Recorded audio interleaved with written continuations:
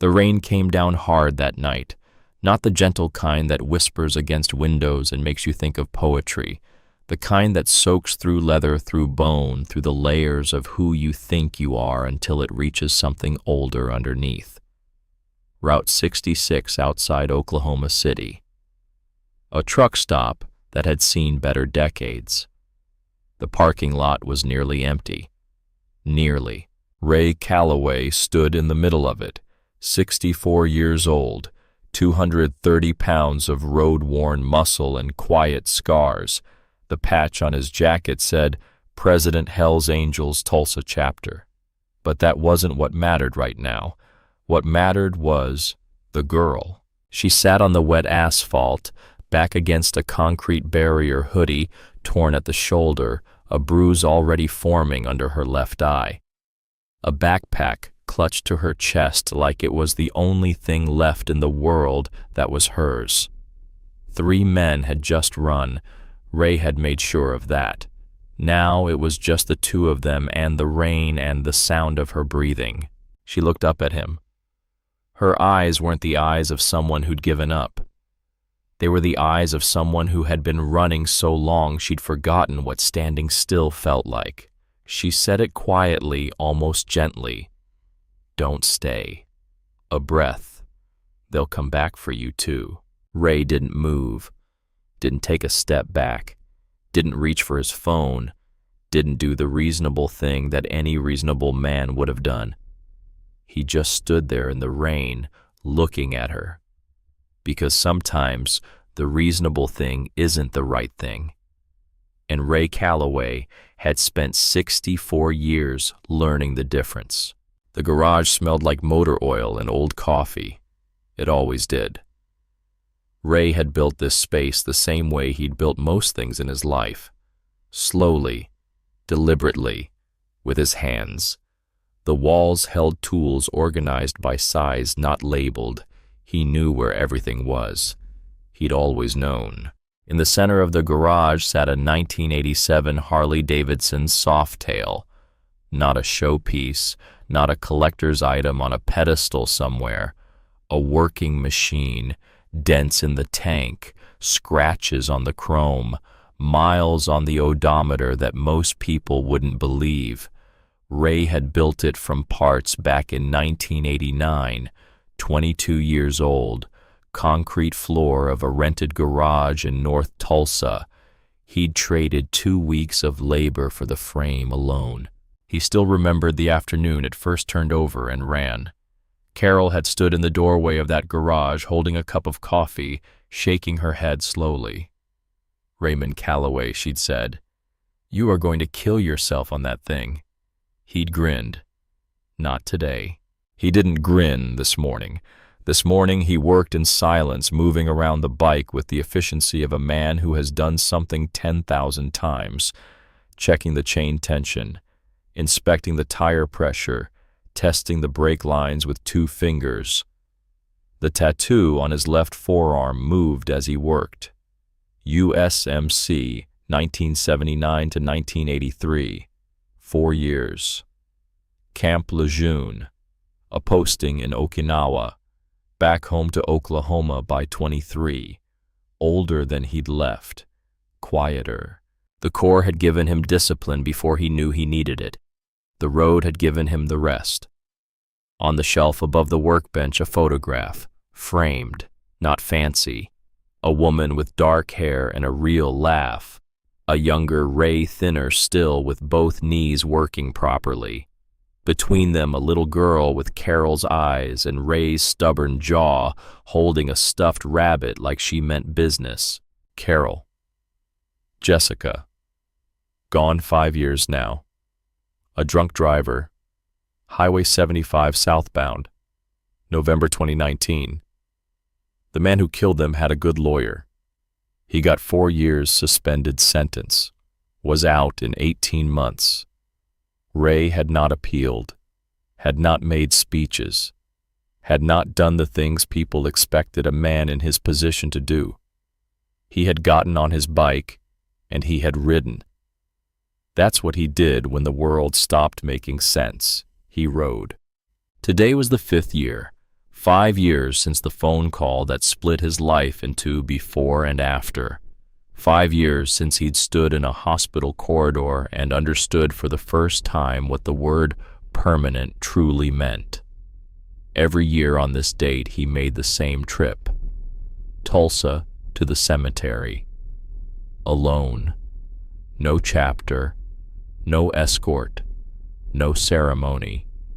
Just him and the bike, and the road between here and the two names carved in granite on the east side of Oakland Cemetery. He packed light, one change of clothes, his toiletry bag, the old worn paperback he always brought and never actually read, and in the inside pocket of his jacket, 2 dried wildflowers wrapped in a paper towel, Carol's favorite. He picked them from the field behind the garage every year. He zipped the saddlebag closed, stood up, looked at the photograph one more time. "I'm coming," he said quietly, to no one, to both of them. He put on his helmet, rolled the bike out into the cool October morning, sat on the saddle for a moment feeling the familiar weight of it settle under him. Then he started the engine. The Softail rumbled to life, and Ray Calloway rode out of Tulsa on Route 66, heading south. He stopped there first, not for long. The clubhouse was a converted auto shop on the edge of the warehouse district.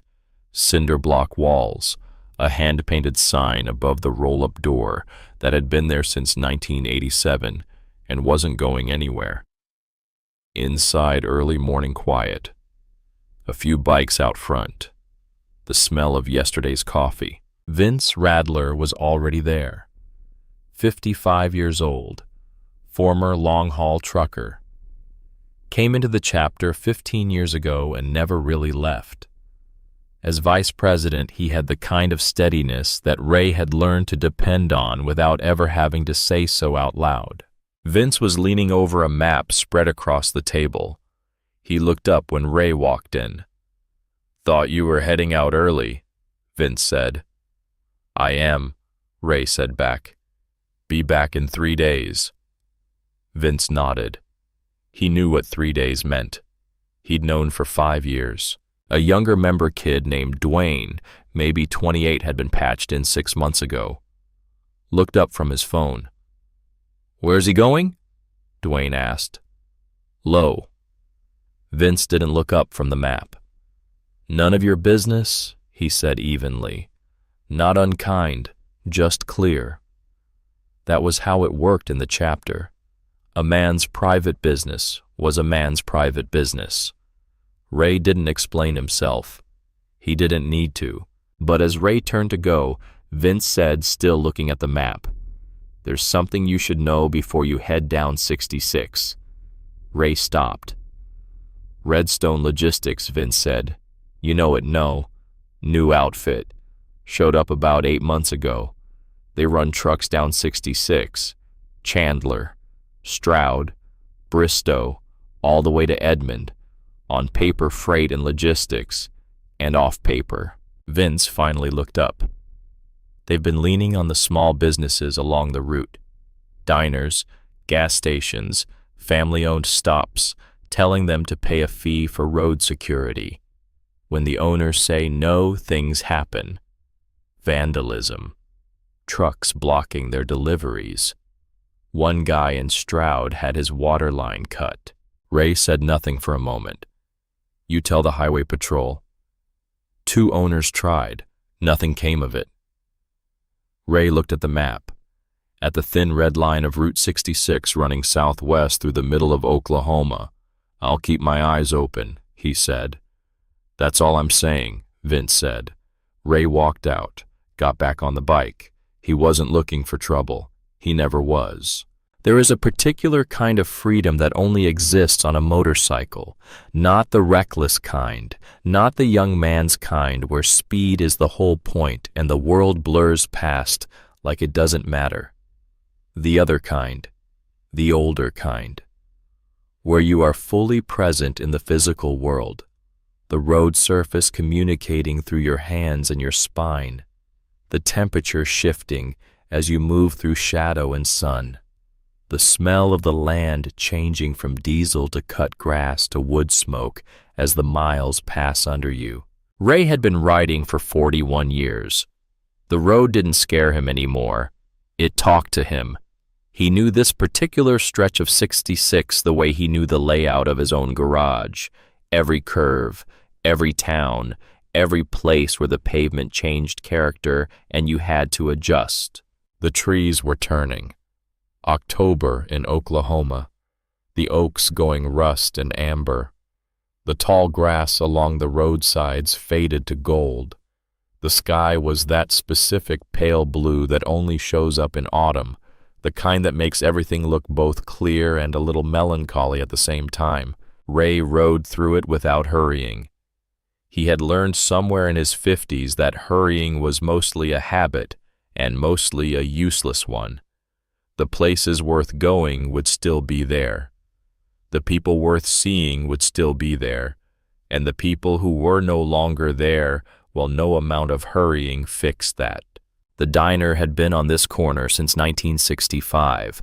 The sign out front had been repainted 3 times. The booths had been reupholstered twice. The counter was the original Formica worn smooth in the spots where people had been setting their coffee cups for 60 years. Calhoun Brisby. Cal to everyone had owned it for 11 of those years. Before that, 31 years in the coal mines of eastern Oklahoma. Before that, a childhood in a town so small it wasn't on most maps. He had the hands to prove all of it. Wide, rough, the kind of hands that had earned what they held. He was 69 years old, walked with a slight limp from a mine accident in 2003 that had taken 2 fingers on his left hand and rearranged his left knee. He wore it the way working men wear their injuries, not proudly exactly, just honestly, like a fact about themselves they'd made their peace with. His wife Donna had died 3 years ago. Cancer, 18 months from diagnosis to the end. He ran the diner alone now, hired 2 part-time kids from the high school to help with the rush. When the Harley pulled into the gravel lot, Cal looked up from behind the counter and something in his face shifted. Not a big shift, a small one. The kind that happens when something that's been absent comes back.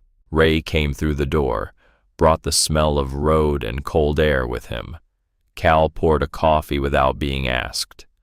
Ray sat at the counter. They didn't shake hands. They didn't do the thing where men make a show of a reunion. Ray picked up the coffee, took a sip. Cal leaned against the back counter and looked at him. "You look like 70 miles of bad road," Cal said. 72, Ray said. "How's the Softail running like it always does?" "Good." Silence. The good kind. The kind that exists between people who have known each other long enough that silence doesn't need to be filled. Ray ordered what he always ordered. 2 eggs over easy, toast not biscuits, more coffee. Cal cooked it himself, even though that's what the high school kid in the back was there for. Some things you did yourself. They talked while Ray ate. The easy back and forth of men who had been through enough of life together that the conversation never needed a running start. Cal's daughter had called from Denver. His knee was worse, but he wasn't going to see the doctor about it. He'd started feeding a stray dog that showed up 3 weeks ago and now appeared to be a permanent fixture. Ray listened, offered small responses, present, not performing presence, actually there. Then Cal refilled the coffee and leaned both arms on the counter. His voice shifted just slightly. "You hear about what's been happening down the route." Ray remembered what Vince had told him that morning. "Some," he said. "Redstone Logistics." "Yeah," Cal said. The name sat in the air between them the way names do when they mean more than they say. "They came in here about 6 months ago. 2 men in a company truck. Very polite, very professional. Told me they were offering a business protection service for establishments along the corridor. What did you say? I told them I'd been in this spot since 2013 and I hadn't needed protecting yet. What did they say to that? Cal looked down at the counter, ran his thumb along the worn edge of it. My delivery truck got its tires slashed 2 weeks later, in my own parking lot, 3 a.m. Ray set down his coffee cup. You file a report, sheriff's office. They came out, looked at it, wrote it down. That was 3 months ago. Cal shook his head slowly. Nothing. Not a word. You're not paying them. No, Cal said it with a quiet finality that Ray recognized. A certain kind of man reaches a certain age and draws a line, not from bravado, just because some lines once drawn don't move. I'm not paying them, but I want you to know they're out there, Ray, on your route, in case you run into something that doesn't sit right. Ray nodded. He looked down at his plate. Finished the last of the eggs. Good food, he said. Cal almost smiled. It always was. The gas station at the Bristow exit was one of those places that existed in the margins of the American economy. Not a chain, not branded. A hand-painted price sign on a wooden post. 2 pumps from roughly 2001. A small convenience store attached the windows plastered with faded lottery advertisements and a hand-lettered sign that said, "We have hot dogs always." Ray pulled in to fill the tank. The afternoon had cooled, the kind of October chill that shows up in the shadow but disappears the moment you step back into the sun. He turned off the engine, unscrewed the gas cap, picked up the pump nozzle. That's when he saw her. She was sitting on the low concrete wall that ran along the side of the building where the pavement ended and the scrub grass began, maybe 20 feet away. Heavy set, young, early 20s maybe, wearing a gray hoodie that was too big for her. Jeans, worn sneakers with a broken lace on the left, a backpack between her feet. Both arms wrapped around it, not hugging it, gripping it. The way you grip something when you're not sure if you still have the right to keep it. She was eating a package of peanut butter crackers from the vending machine. That was her meal. Ray looked at her for a moment. Just a moment. She didn't look up. He looked away. He filled the tank, replaced the cap, walked into the store.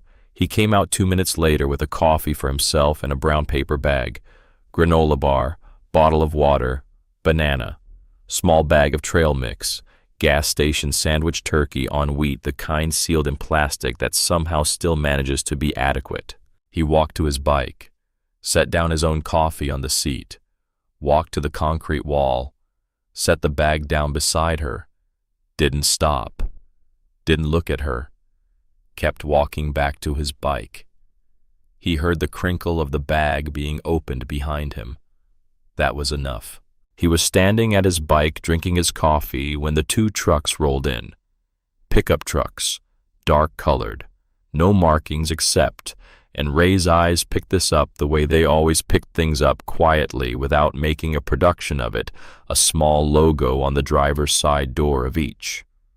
A red compass rose, and beneath it, in small, clean lettering, Redstone Logistics. The trucks pulled up near the pumps. The men inside didn't get out immediately.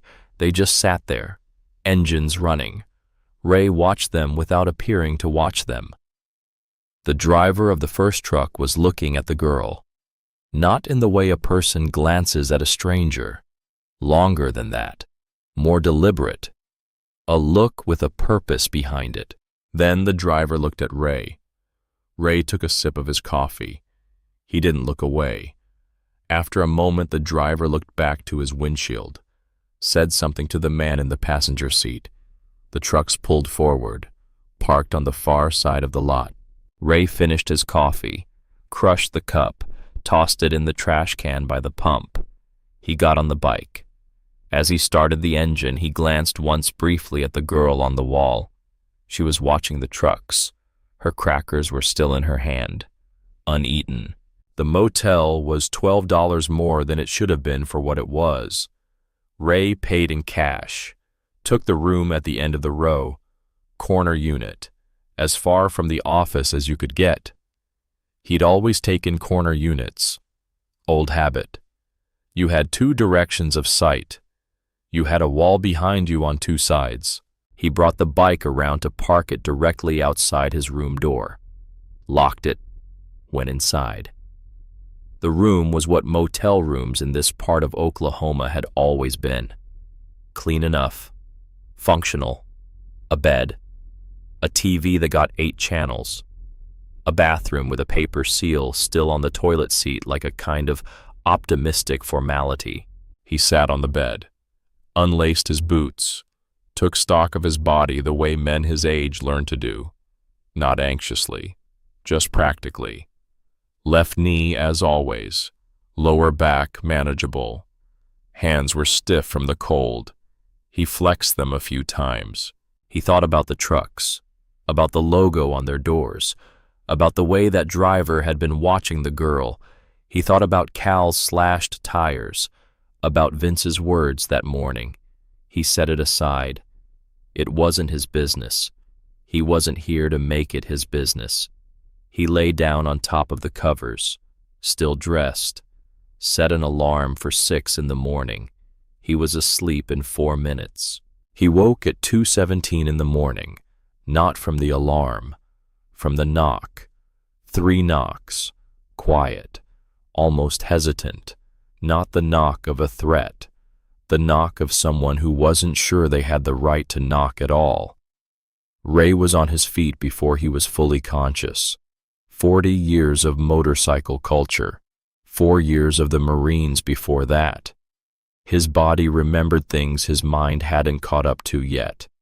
He moved to the door, not directly in front of it, to the side. Who is it? A beat of silence. Then a voice. Young, female, trying hard to sound steady and not quite getting there. The girl from the gas station. I'm not going to bother you. I didn't know where else. Ray opened the door. She was standing there in the dark. Same hoodie, same backpack still clutched to her front. Her eyes were wide and trying not to show it. Behind her across the parking lot, Ray's gaze moved past her. Immediate, practiced. He saw it. On the door of the room she'd been in, room 4, about 30 feet away. Someone had used something sharp to carve a single mark into the painted wood. An X, clean lines, deliberate, not vandalism, not random. A mark with a meaning known to the person who made it and the person meant to find it. Ray looked at it for 1 second, looked back at her. He opened the door wider. "Come in," he said. She hesitated, just briefly, as if some part of her was still calculating whether this was a trap of a different kind. Then she came inside. Ray turned on the lamp by the desk. Low light, sat in the desk chair, let her have the bed. She stood beside it, not ready to sit yet. He looked at her properly for the first time. 22, he now thought, maybe 23. The bruise under her left eye wasn't fresh, 3 or 4 days old, yellowing at the edges. There were dark circles underneath that had nothing to do with the bruise, the kind that come from not sleeping in a real bed for a while. She was watching him the way a person watches something they don't fully trust, but are running out of options about. "I'm Ray," he said. "I know," she said. "I saw your jacket. What's your name?" A pause. She was deciding how much to give away. "Ren," she said finally. "How long have you been out here, Ren?" She looked at the floor. 3 weeks. 3 weeks.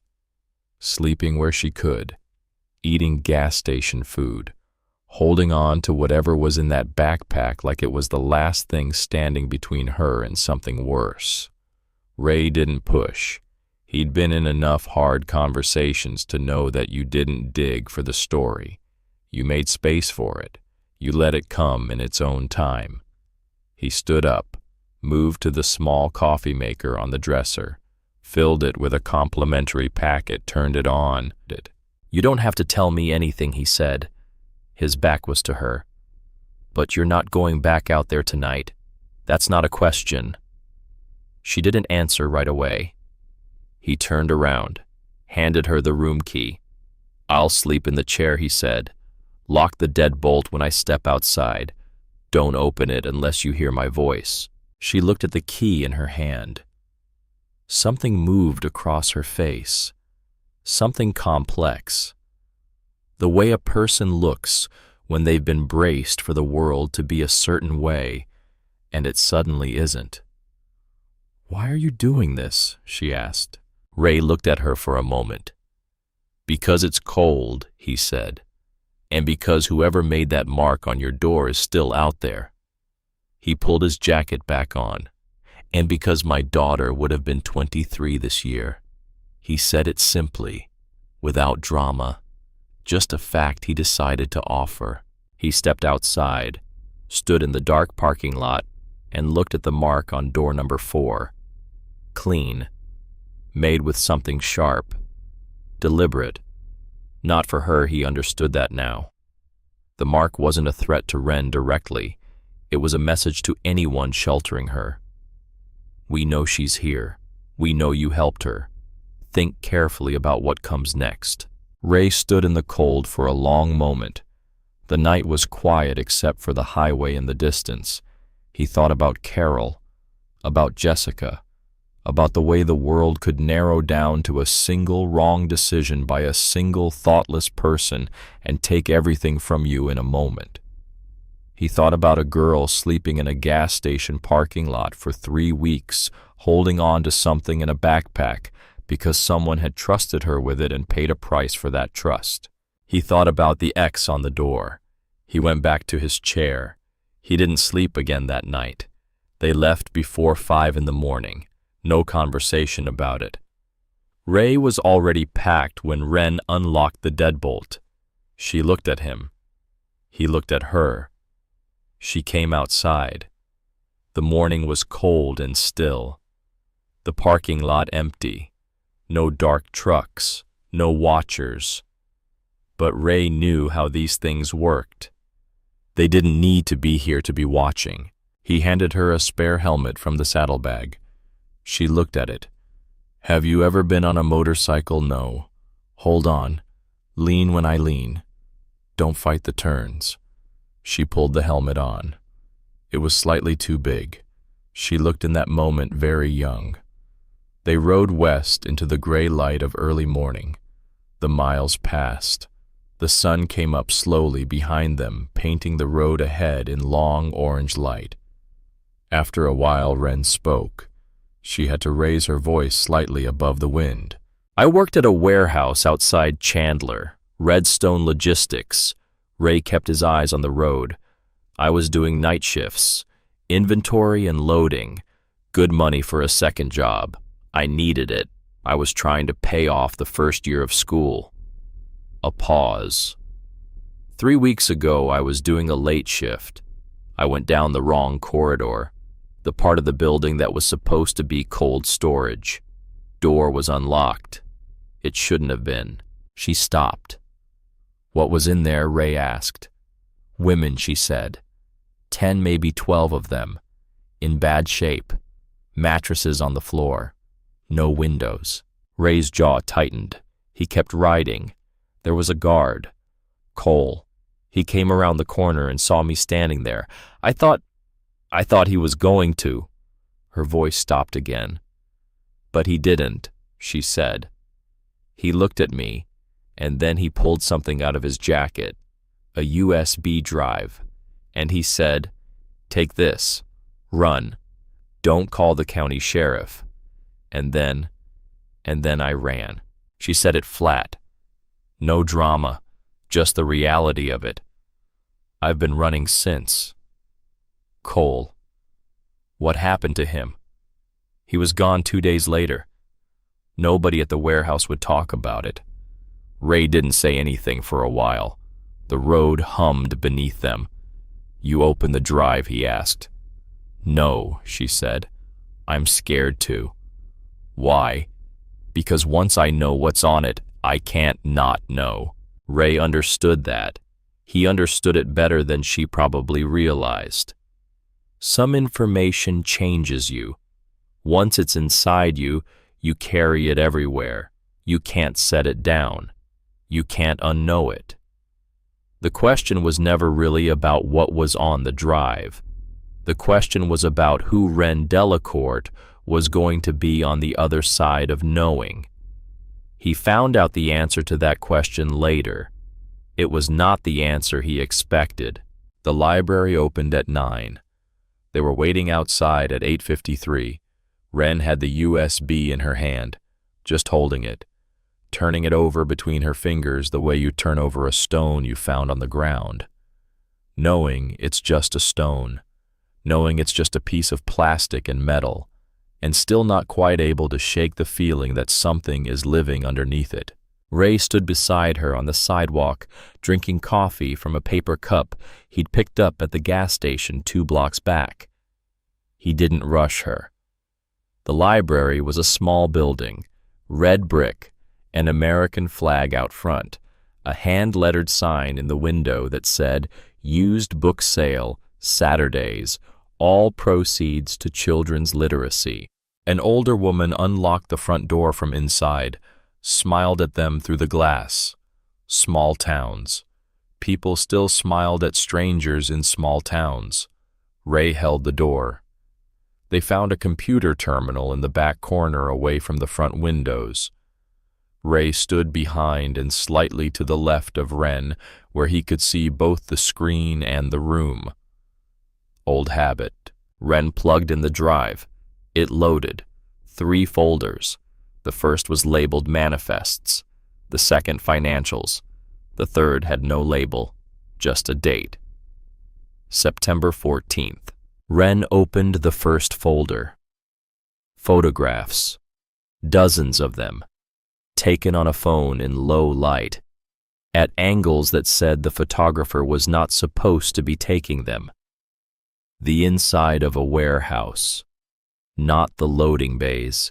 The back section, the part with no windows, mattresses on concrete floors, buckets in the corners, a single bare bulb hanging from a wire, and women, different ages, different faces, the same look in their eyes. That particular absence that comes not from stupidity, but from the deliberate suppression of hope as a survival strategy. Reen made a sound. Small, involuntary. Ray said nothing. He looked at the photographs with the steady, slightly removed attention of a man making himself catalog something he would rather not see. Because looking away was a luxury. Because someone had to look. Cole Pritchard had looked. And then he'd handed this drive to a 22-year-old girl and told her to run. Ray opened the second folder. Financial records, spreadsheets, transfer documents. 7 company names that meant nothing on their own. LLCs, holding companies, names that sounded like law firms or real estate offices, the kind of names designed to be forgettable, to blur together. Ray wasn't an accountant, but he'd been president of a chapter for 11 years. He knew how money moved when it was trying not to be seen. He took out his phone, photographed 5 pages of the spreadsheet, put the phone away. Then he opened the third folder. 1 photograph, high resolution, taken from further away than the others, a longer lens or zoomed in from across a room. 2 men shaking hands inside the warehouse. In the background, barely visible, one of the mattresses. One of the bare bulbs.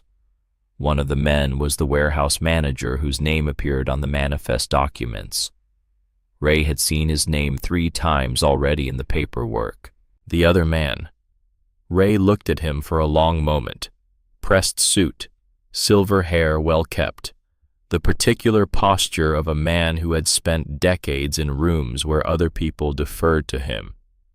Ray didn't recognize the face, but he recognized the type. "Do you know who this is?" he asked. Ren leaned in, looked at the second man. "No," she said. "But Cole, when he gave me the drive, he said one thing. He said the man in the photograph runs this whole region. Don't let them bury this." Ray looked at the photograph for another moment. Then he ejected the drive, handed it back to Ren. "Keep it on you," he said. "Not in the bag. On you." She put it in the front pocket of her jeans. "What do we do now?" she asked. "I need to make a phone call," Ray said. There were almost no phone booths left in Oklahoma. This one survived because the post office it was attached to was the kind of post office that had survived everything. Rural road changes, budget cuts, 2 floods, on the basis of sheer civic stubbornness. Ray used it because he didn't want to use his cell phone. He was old enough to know what cell phones left behind them. He dialed a number he knew from memory, had known for 20 years.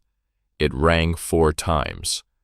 Harlan Voss had the voice of a man who had spent 31 years with the FBI answering phones at all hours and had made his peace with it. 67 years old. Retired technically to a house in Broken Arrow, where he grew tomatoes and drove his wife to her book club on Thursdays and occasionally consulted on cold cases when a former colleague called with something that needed a careful eye.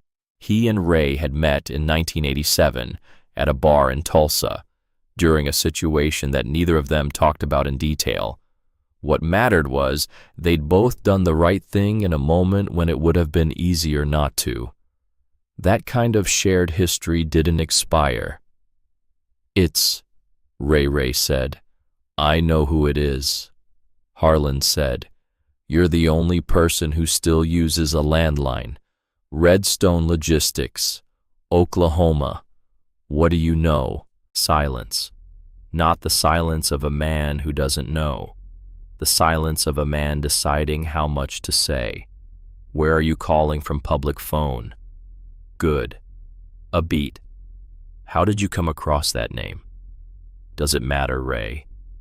Harlan's voice shifted, dropped slightly, the way a voice drops when it's about to say something it would prefer not to say. "The name behind Redstone. You know him. You've met him. You took a photograph with him." Ray said nothing. 3 years ago. September. Tulsa Civic Charity Gala. The chapter attended. There were photographs. The man's campaign has been using one of them. Ray's hand tightened on the receiver. "Sterling Page," Harlan said. The name landed like a stone dropping into still water. Sterling Page, County Commissioner, Lincoln County, Oklahoma, currently running for state senate. The kind of politician who showed up at every ribbon cutting and every charity event and every community dinner, who shook every hand and remembered every name, who had built an entire public identity on the idea that he was of the people, the rural people, the working people, the people who felt left behind. He'd stood next to Ray at that charity event, shook his hand, said something about the important work your community does. The photograph had ended up in a campaign mailer. Ray Calloway, President Hell's Angels, Tulsa, standing beside Sterling Page, smiling, used as evidence that Page connected with all segments of the community. Ray had seen it once, secondhand, had felt the low irritation of being used, but it hadn't seemed like more than that. "Page is the man in the photograph," Ray said. It wasn't a question. "Almost certainly," Harlan said. "I can't confirm without seeing it, but the description fits, and Redstone connects to him through 3 layers of corporate structure. You've been looking at this, quietly, for about 4 months. There isn't enough for a federal case yet. There isn't enough for anything yet, which is why the right people are being very patient." Harlan: "Yeah. I have the drive." Another silence. Longer this time. Ray, listen to me carefully. Do not use your credit cards.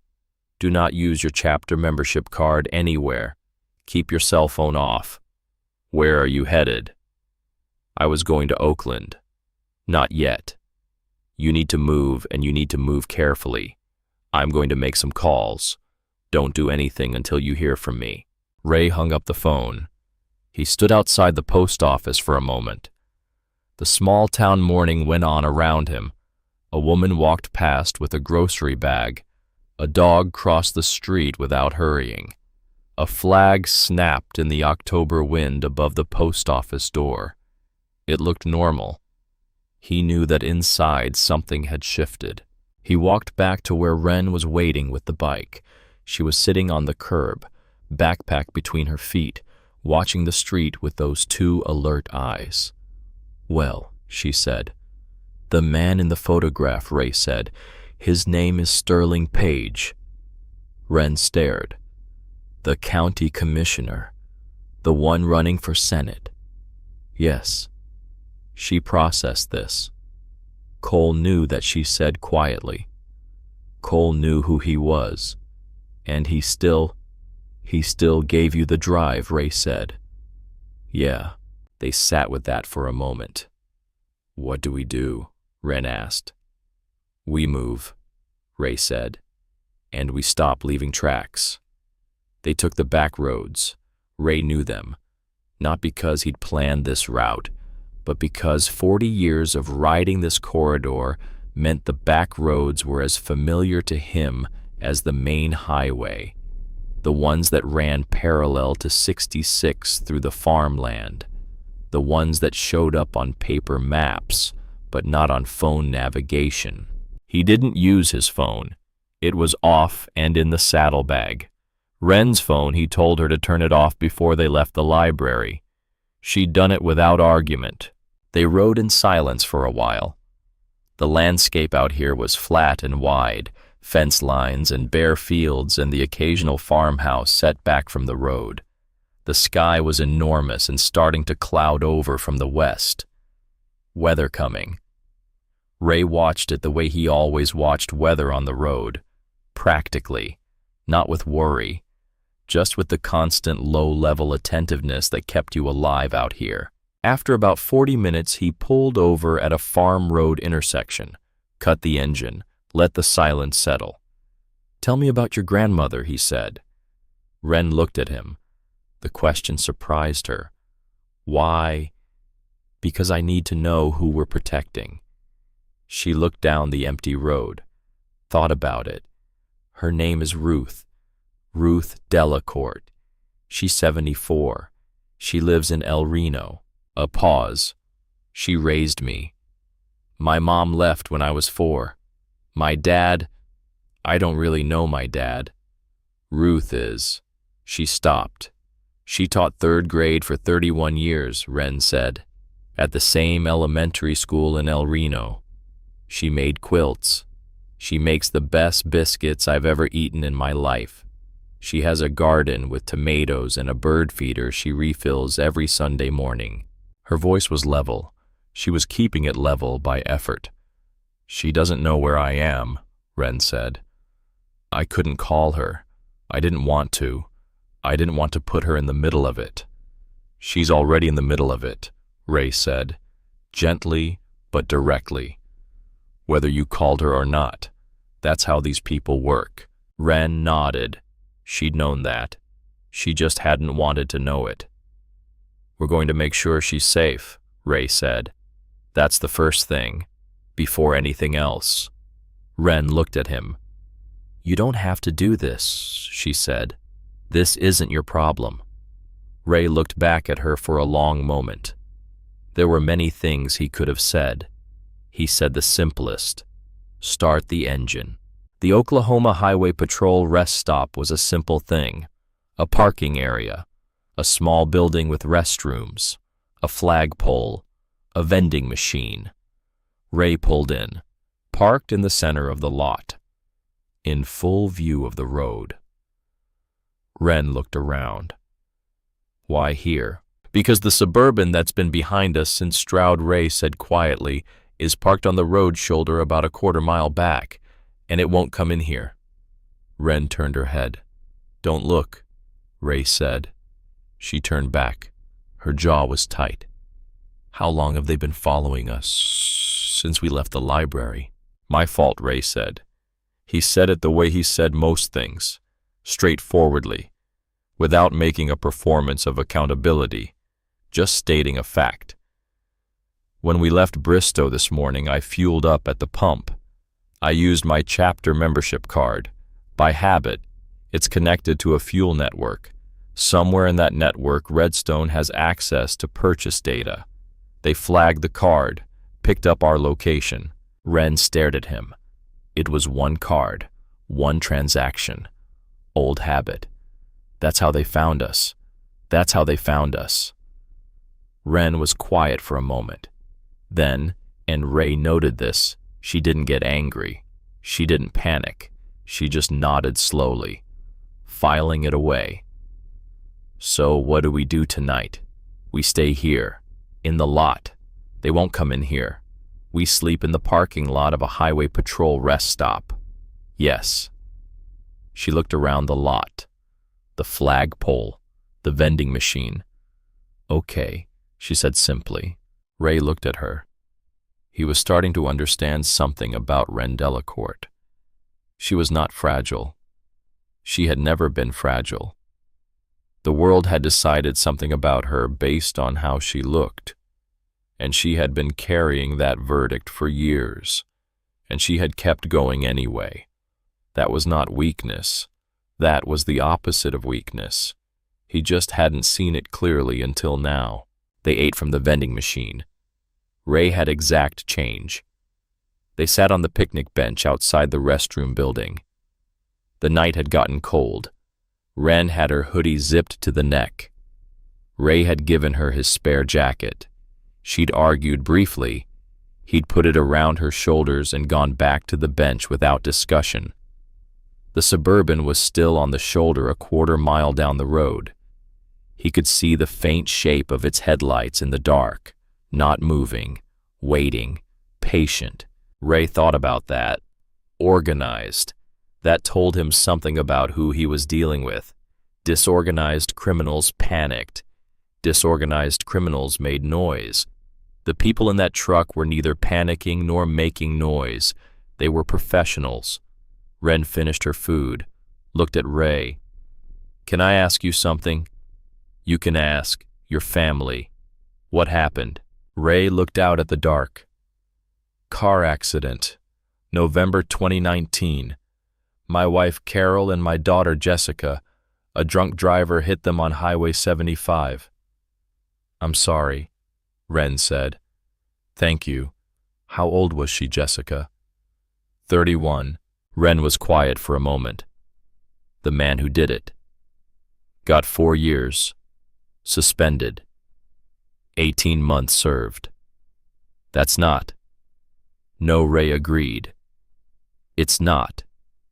Were you angry? Ray thought about the question seriously, the way it deserved. I was, he said, for a long time. Long enough that I had to make a decision about it, about whether I was going to carry it or whether it was going to carry me. Which did you choose? I'm still working on it, he said. That's an honest answer. Wren looked at him. You seem like a man who's figured things out, she said. I seem that way, Ray said. It's not the same as being that way. She almost smiled at that. Almost. Her phone lit up at 10:47 in the evening. She turned it back on for 10 minutes to check. Ray had said she could. Briefly. Once. And then it went back off. The notification came in before she could close it again. A text. Unknown number. A video file. She opened it. 8 seconds of footage. A kitchen. An older woman sitting at a table, silver-haired, small. Her hands folded on the table in the deliberate way of someone trying to show that they are calm. Ruth Delacourt. She looked into the camera without expression. Then the video ended. Beneath it, a text message. Deliver the drive by 8 a.m. tomorrow morning. Location to follow. In exchange, she stays comfortable.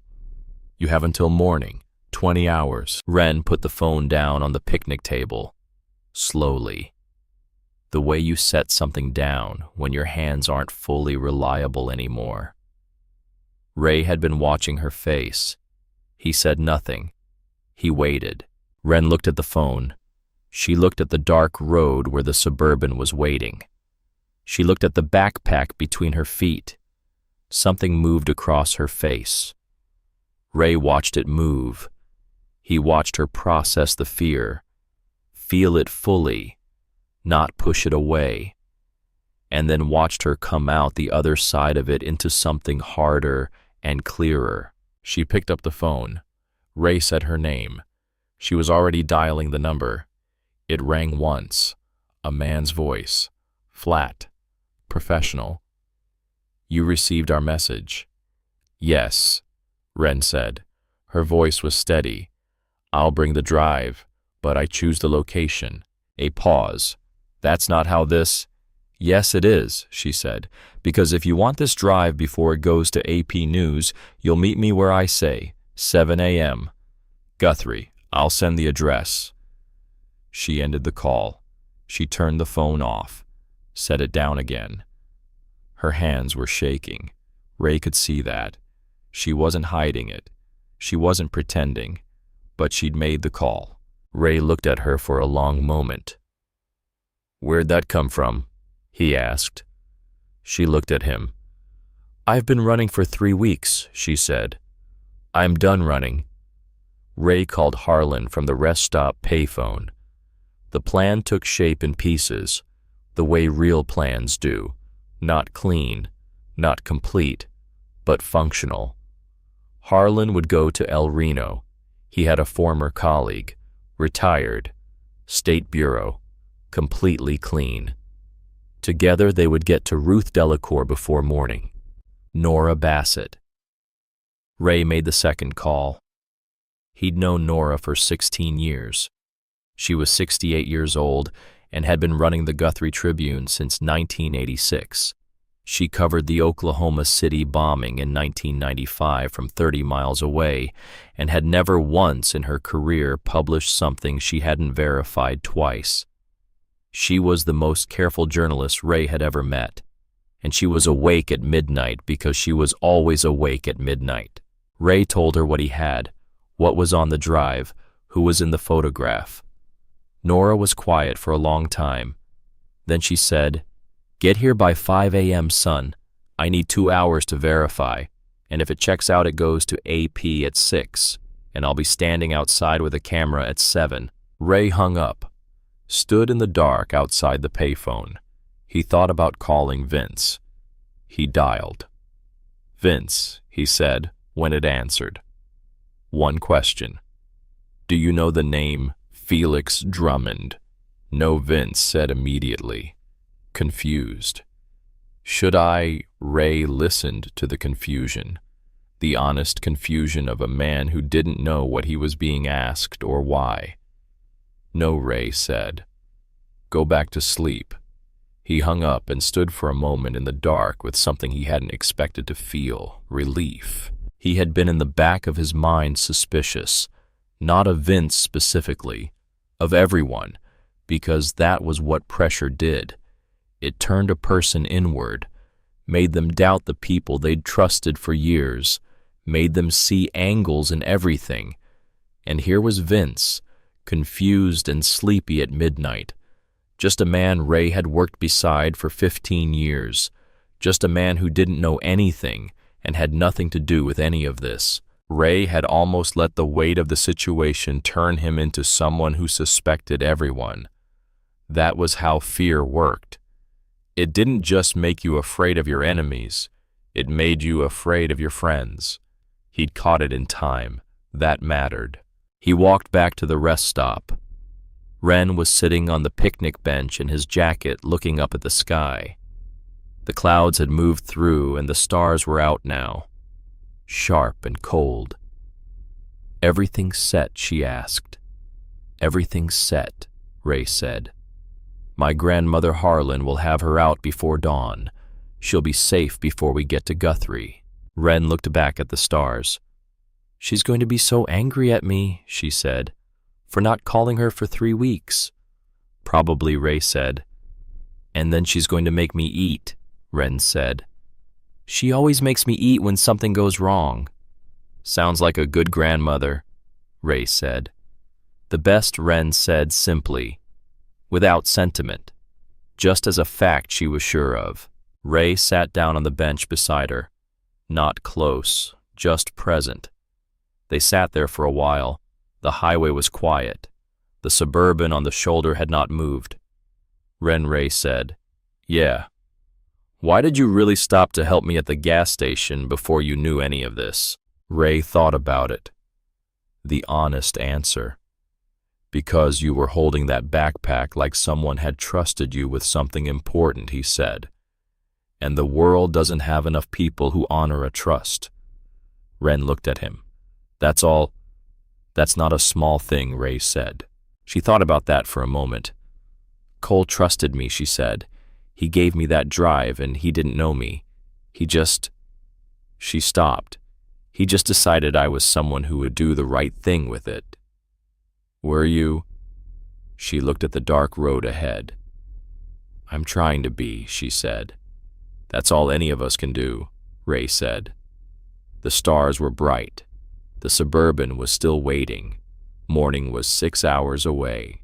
The house was small, white clapboard siding, a front porch with 2 rocking chairs, a bird feeder on a wooden post near the front walk catching the light from the street lamp. The garden along the side fence was put to bed for winter, cut back, mulched, waiting. The kind of house that had been lived in for a long time by someone who cared about it. Harlan Voss sat in his car across the street for 4 minutes before he moved. He was 67 years old, and his knees weren't what they used to be, and he hadn't done field work in 6 years. But 31 years with the Bureau had given him something that didn't expire with retirement. Situational reading. The ability to look at a scene and understand its grammar. 2 men. One parked in a sedan on the near corner. Engine off. Windows fogged slightly, which meant someone had been breathing in there for a while. One sitting on the back porch of the house visible through the side gate. Smoking.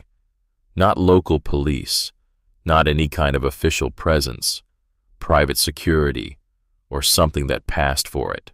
His former colleague, Walt Greaves, 62, 28 years, with the Oklahoma State Bureau of Investigation, completely and verifiably clean, was parked 1 block east. Harlan texted him 2 words, 2 contacts. Walt texted back 1 word. Ready. It took 11 minutes. The man in the sedan didn't see Harlan until Harlan was already at his window. By then it was too late for anything useful to happen. Walt handled the back porch. Neither man was armed with anything that elevated the situation, which told Harlan they were watchers, not actors, hired to observe and report, to make Ruth Delacour understand without doing anything that could be prosecuted that she was being watched, that she was leverage. Harlan zip-tied both of them to the same drain pipe on the side of the house, professionally, without malice. He'd done worse things for worse reasons in his career, and he could live with this very comfortably. Then he knocked on the front door. The porch light came on. A pause. The door opened. Ruth Delacour was 74 years old and 5'2", and she looked at Harlan Voss through the screen door with the focused assessment of a woman who had spent 31 years evaluating whether a child in her classroom was telling her the truth. Harlan showed her his retired credentials, explained who Ray was, explained who Wren was working with. Ruth listened without interrupting. When he finished, she said, "Is Wren safe?" "Yes, ma'am." "Is she scared?" Harlan considered the question honestly. "She was," he said. less than she was yesterday. Ruth looked at him for a moment longer. "Come in," she said. "I'll put on coffee." "Ma'am, we really should." "You tied 2 men to my drain pipe," Ruth said, opening the screen door. "The least I can do is give you coffee before you explain to me what happens next." Harlan came inside. The kitchen was warm. A quilt folded over the back of a chair. A ceramic mug tree on the counter with 6 mugs, each one different. The kind accumulated over decades, each one a small piece of someone's memory. Ruth set the coffee going and sat down at the table across from Harlan. She folded her hands. "She didn't call me," Ruth said. "For 3 weeks. She was trying to protect you." "I know why she didn't call." Ruth looked at her hands. "She's been protecting people her whole life. She learned it young. When you're the kind of child the world decides to be unkind to you, learn very quickly to make yourself small, to not need things, to manage alone." Harlan said nothing. "She was 10 years old," Ruth said. "She came home from school one day and told me that the other children said she took up too much space." Her voice was even, careful. 10 years old, and she was already apologizing for existing. The coffee maker finished. Ruth got up, poured 2 cups without asking. "I told her," Ruth said, setting a cup in front of Harlan, "that she didn't take up too much space, that she took up exactly the right amount of space, that she was exactly the right size for who she was supposed to be." She sat back down. "I don't know if she believed me," Ruth said, "but she's believed it more and more every year. I can see it." She looked at Harlan. "This man, Ray, he's good. He's one of the best people I know," Harlan said, and meant it. Ruth nodded slowly.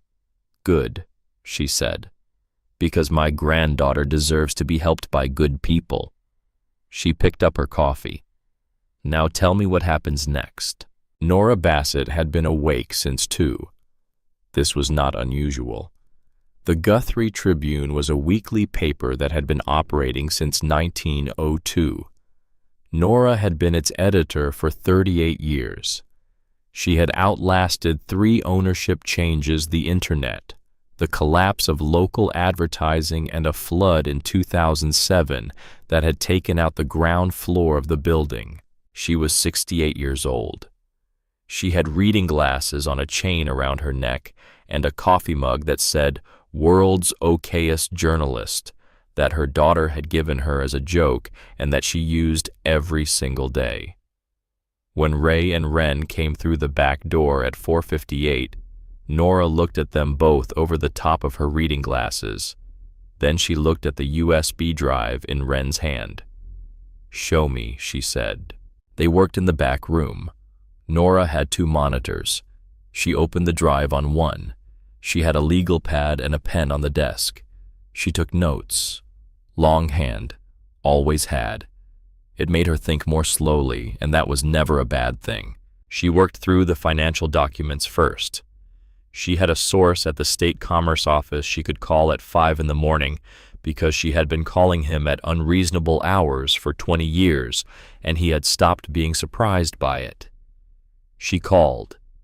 He confirmed 3 of the company names as registered LLCs with page-connected interests at the beneficial ownership level. She worked through the photographs. She had a former colleague at the Tulsa World who had covered Sterling Page for 4 years, also awake, also not surprised to hear from Nora at this hour. The man in the photograph, Nora said into the phone. Silver hair, about 61, distinguishing marks, small scar above the left eyebrow, a pause on the other end. "That's Page," the colleague said. "I'm certain of that. I've interviewed him 4 times. Nora made a note, underlined it twice. She worked without rushing, but without wasting a movement. Ray sat in the corner and watched her with the appreciation of someone who recognized craft. He had built motorcycles from parts for 40 years. He understood what it looked like when a person knew their work completely. Ren sat beside Nora answering questions when Nora asked them. Dates, times, details about the warehouse, about Cole, about the 3 weeks of running. At one point, Nora stopped, looked at Ren over her glasses. "You've been carrying this for 3 weeks," Nora said. "Yes, alone. Until Ray." Nora looked at Ray briefly, then back to Ren.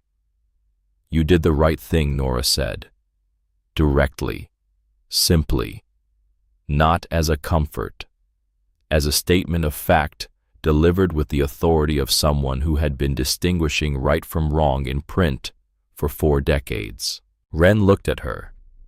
Something in Ren's face shifted, very slightly. Not a big shift. The kind that happens when something you needed to hear gets said by someone whose judgment you instinctively trust. "Thank you," Ren said quietly. Nora was already back at her monitor. "Don't thank me yet," she said. "Thank me when this runs." At 5:58 in the morning, Nora sat back in her chair. She took off her reading glasses, rubbed the bridge of her nose, put them back on. "It checks out," she said. "Everything I can verify within the time I have, it checks out. The financial connections are real. The company structures are real. Paige is the man in the photograph." She paused. "The women in those photographs, the situation at that warehouse, is real. And it is ongoing, and it is exactly what it looks like." The room was quiet for a moment. "I'm sending this to AP at 6, Nora said. "I have a contact there who will move on it fast.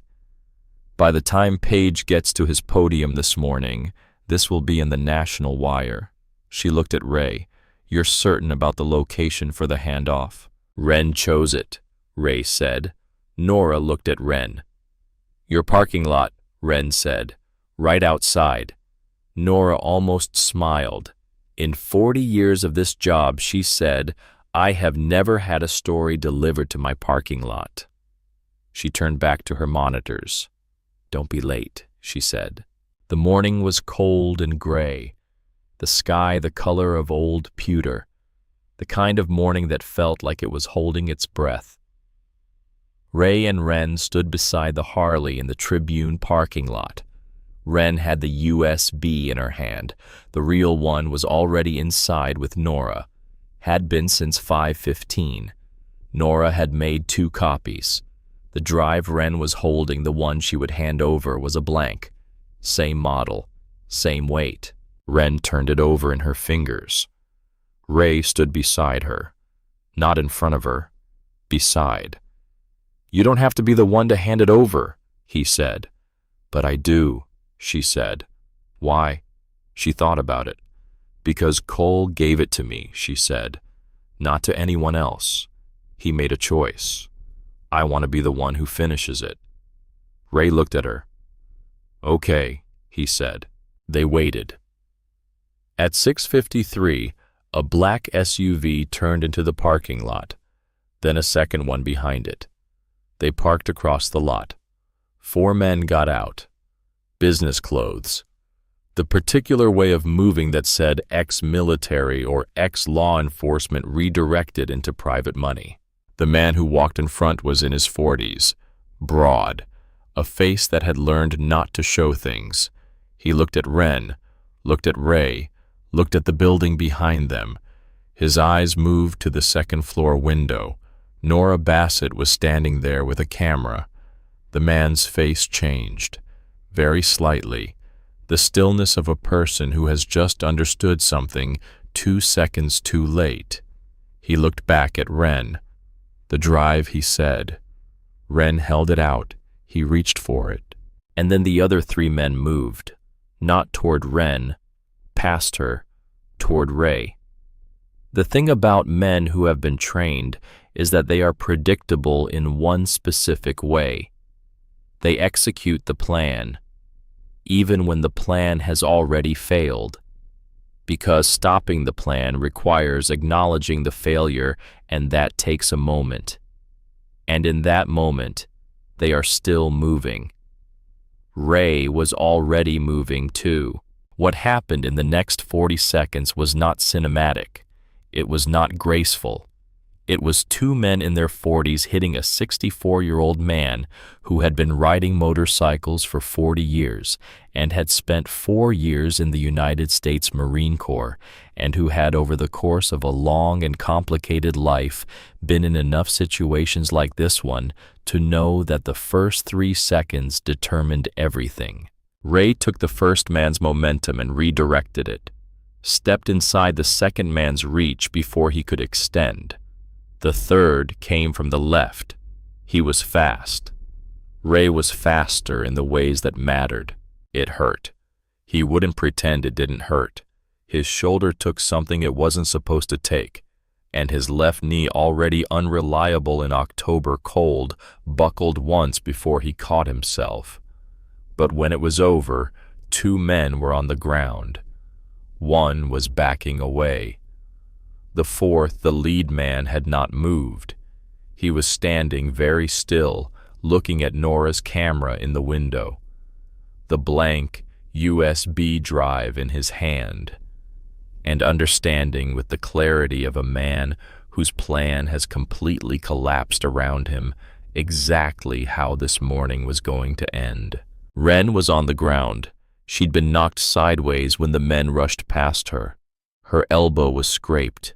Her cheek, the one that already had the fading bruise from 3 weeks ago, had taken the concrete. She was sitting up, breathing. Ray dropped down beside her. "I'm okay," she said, before he could ask. She looked up at him, standing in the gray morning light. 2 men on the ground behind him, his shoulder clearly wrong, his expression completely steady. She said it quietly. "Don't stay." A breath. "They'll come back for you too." She said it the way you say something when you're testing whether it's still true, when you already know it isn't. Ray looked at her, did not move, did not take 1 step back. "Not a chance," he said. The sound of sirens arrived 4 minutes later. Oklahoma State Highway Patrol. Not county. State. Nora had made a second call at 6 in the morning, the same time she'd sent the AP wire, an old contact with the State Bureau. Someone completely unconnected to Lincoln County, someone who owed her a favor from 2009 and had been waiting for a reasonable way to return it. The 4 men were taken into custody. The lead man said nothing. The other 3 said various things that would not help them. Ray sat on the curb beside Ren. His shoulder ached. He rolled it carefully, checking the range of motion. Functional, painful. He'd had worse. Ren looked at his shoulder. "You need a doctor." Later, Ray said. Later, he said again. Not dismissive. Just the plain priority ordering of a man accustomed to finishing things before attending to himself. His phone was on again. It buzzed. "Harlan," he answered. "Ruth is safe," Harlan said. "We've been out of El Reno for 2 hours. She's with Walt. She's fine. She's asking if you want biscuits." Ray looked at the phone for a moment. "Tell her yes," he said. He hung up, looked at Ren. "Your grandmother says yes to biscuits." Ren put both hands over her face. Not crying exactly. The other thing. The thing that happens when the tension finally finds a way out. Ray sat beside her on the curb and let her have a moment. The sirens had stopped. The gray morning was getting lighter. Sterling Page, 12 blocks away, was walking toward a podium in front of 50 people who did not yet know what was on the AP wire. Sterling Page was a man who had spent 30 years becoming indispensable, not through brilliance, through patience, through the particular political skill of making people feel that you understood them.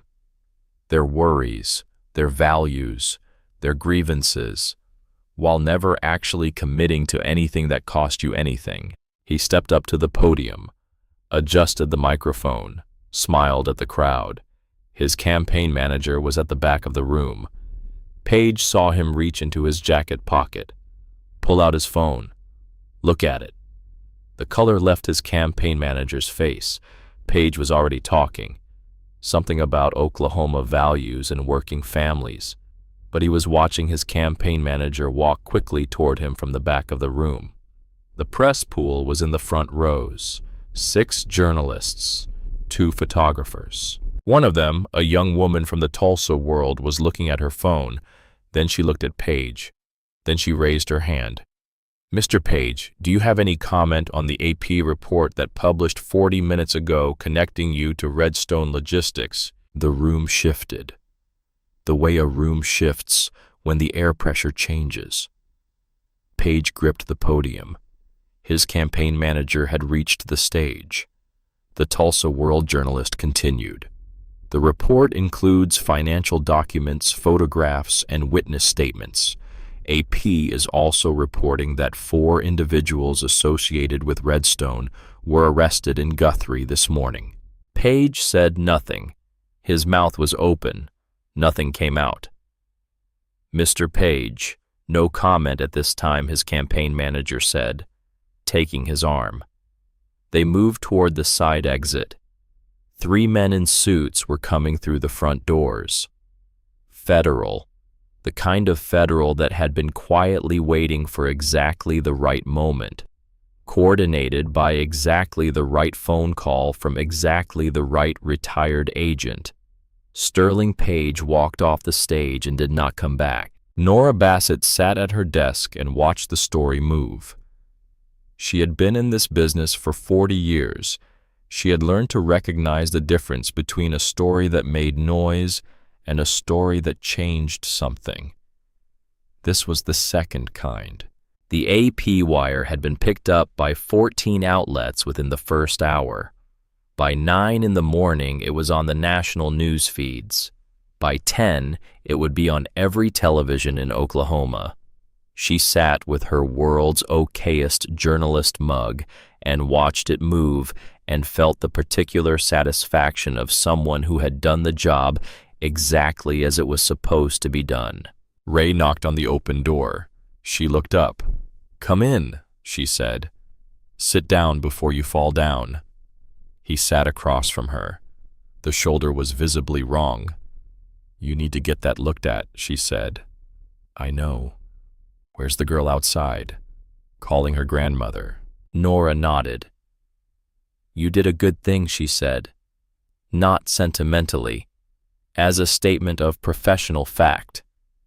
"I stood next to someone who did a good thing," Ray said. Nora looked at him over her glasses. Ray. She did the work. She held the drive for 3 weeks.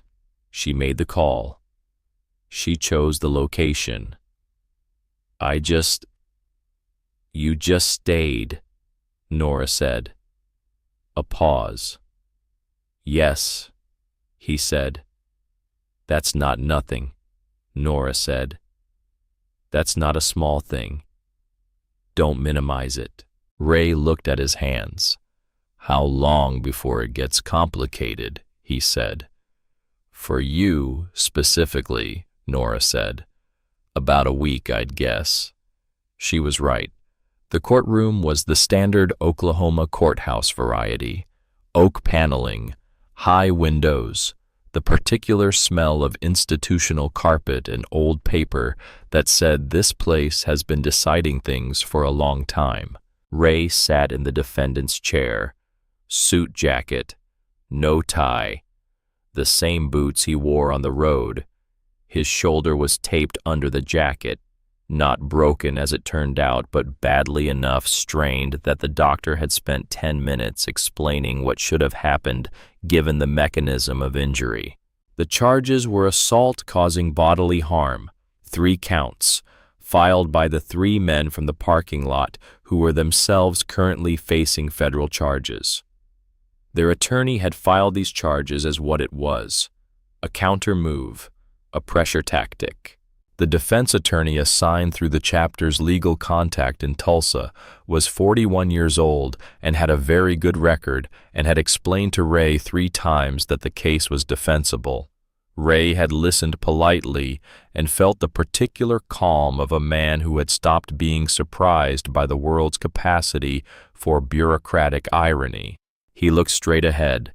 In the gallery, Wren sat in the 3rd row, Ruth beside her, small and upright, wearing her good coat, Nora Bassett, notebook on her knee, out of pure professional habit. Harlan Voss, arms folded, the quiet watchfulness of a man accustomed to courtrooms. Vince Radler was in the back row with 2 other chapter members. They had come without being asked. That was how the chapter worked. The prosecution opened, made its case, produced photographs of 3 men with documented injuries. Ray's attorney cross-examined, produced the AP wire, produced the federal arrest documents, produced the eyewitness statements from the highway patrol officers who had arrived 4 minutes after the incident. And then the defense called its final witness. The bailiff opened the side door. Cole Pritchard walked in. He was 38 years old, and he walked with a slight hesitation on the right side. A rib that had healed wrong. The doctor had told him.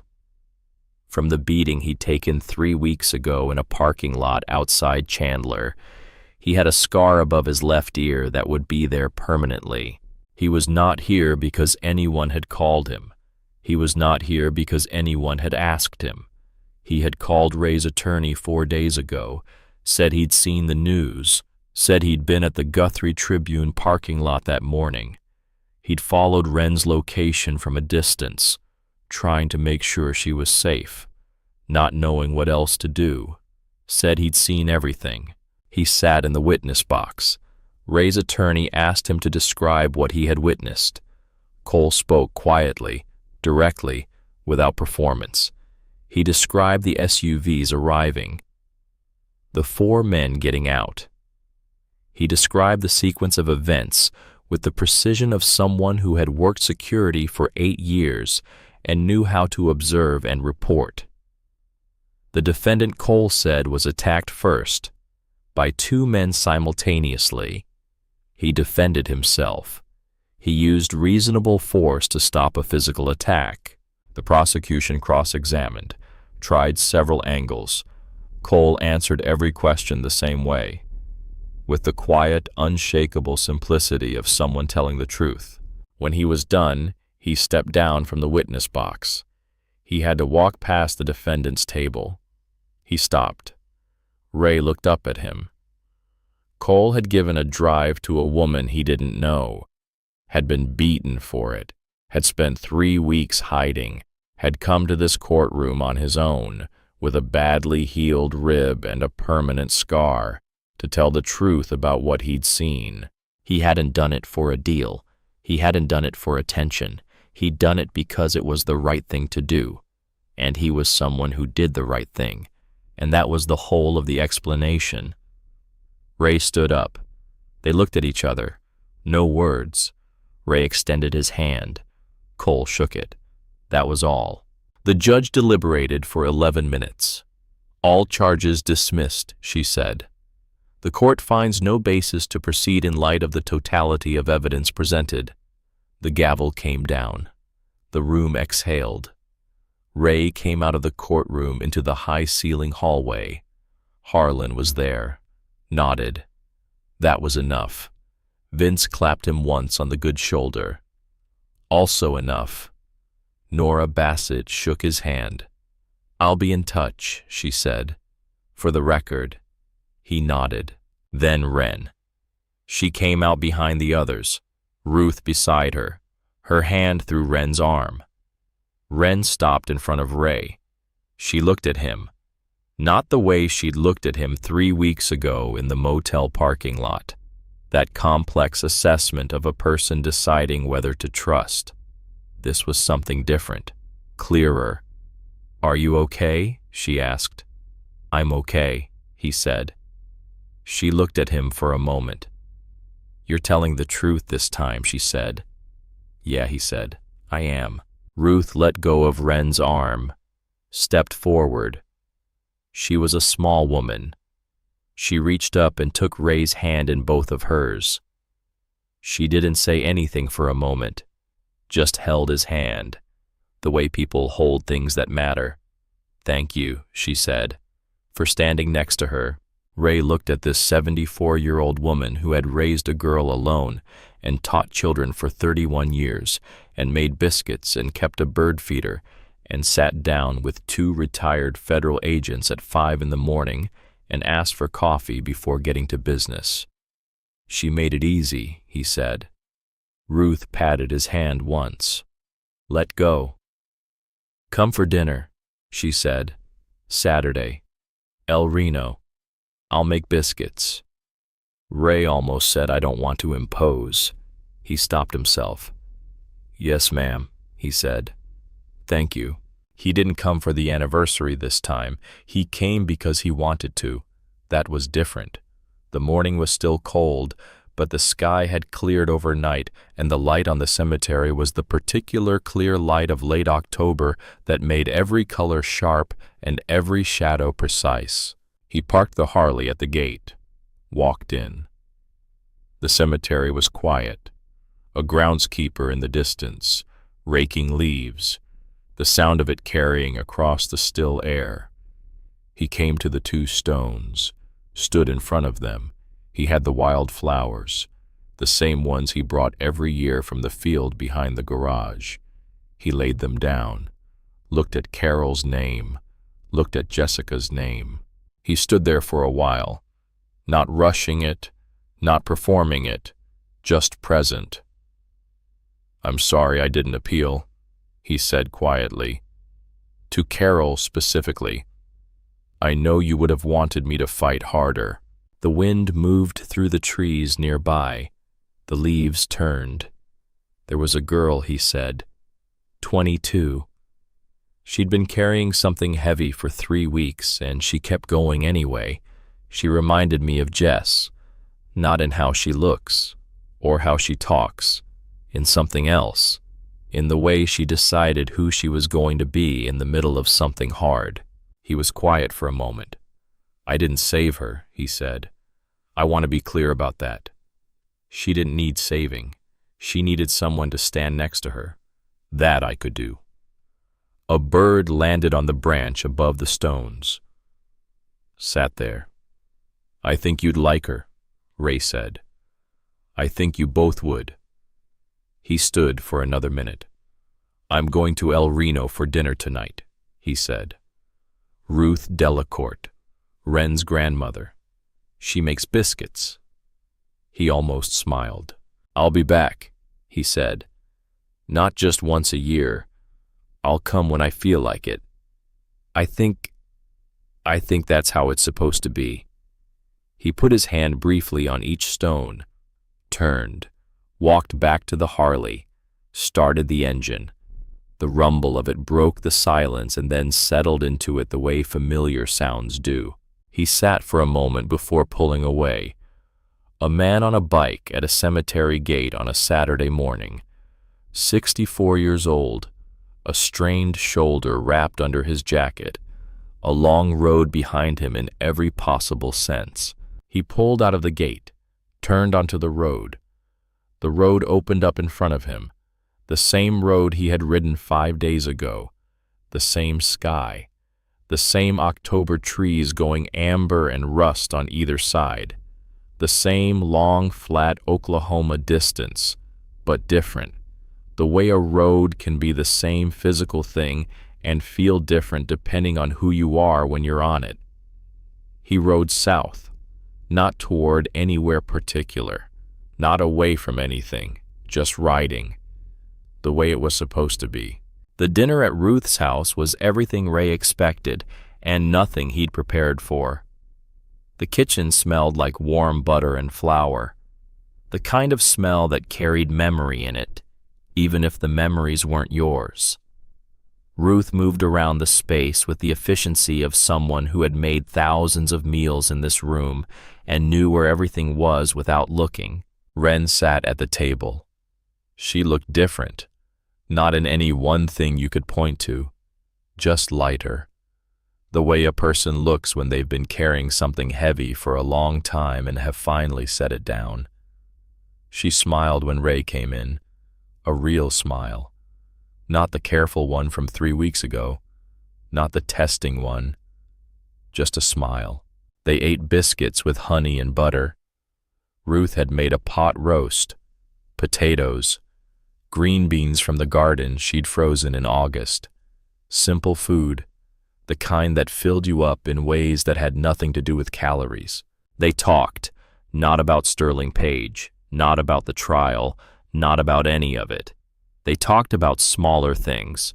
Ruth's neighbor who had finally fixed his fence, the high school football team that was having a good season, Ren's plan to go back to school in January. Pre-law, she said. I want to be a prosecutor, the kind that takes cases other people don't want. Ray looked at her across the table. That's good work, he said. Ruth refilled his coffee, looked at him over the rim of her own cup. You'll come back, she said. It wasn't a question. I will, Ray said. Good, Ruth said, because Ren is going to need people who stand next to her, and I'm not getting any younger. Ren looked at her grandmother. You're going to outlive us all. Maybe, Ruth said, but I'd like the backup plan anyway. Ray almost smiled. Yes, ma'am, he said. He left as the sun was going down. The October light had that quality again. Clear and melancholy and beautiful in the way autumn always was in Oklahoma. Ren walked him to the bike, stood there while he put on his helmet. Thank you, she said. You already thanked me, I know she said, but I'm saying it again, because I mean it more now than I did then. Ray looked at her. You're going to do good things, he said. I hope so. You will. Just remember to let people stand next to you. It's not weakness. It's the opposite. She nodded, smiled. Be safe, Ray. You too. He started the engine, rode out of El Reno as the light faded. The road was quiet. The sky was going purple in the west. He thought about Carol, about Jessica, about the 5 years he'd spent riding alone, about the girl who'd been sitting on a concrete wall eating crackers, about the choice Cole Pritchard had made in a warehouse corridor, about standing next to someone when they needed it. He thought about all of it. And then he set it down, not forgetting, just not carrying it the same way anymore. The phone call came 6 weeks later. Ray was in the garage, working on the Softail. The engine needed a valve adjustment, routine maintenance, the kind of thing you did because you took care of what mattered to you. His phone rang. He wiped his hands on a rag, looked at the screen. Nora Bassett. He answered. Ray, she said, I thought you'd want to know. Sterling Page took a plea deal this morning. Federal trafficking charges, 28 years, no possibility of parole for 15. Ray said nothing for a moment. The other men, the 4 from Guthrie, are cooperating. The warehouse manager is going to trial. The prosecutors think they have him cold. Good, Ray said. There's more, Nora said. The federal task force found documentation connecting the operation to 3 other states, Texas, Arkansas, Missouri.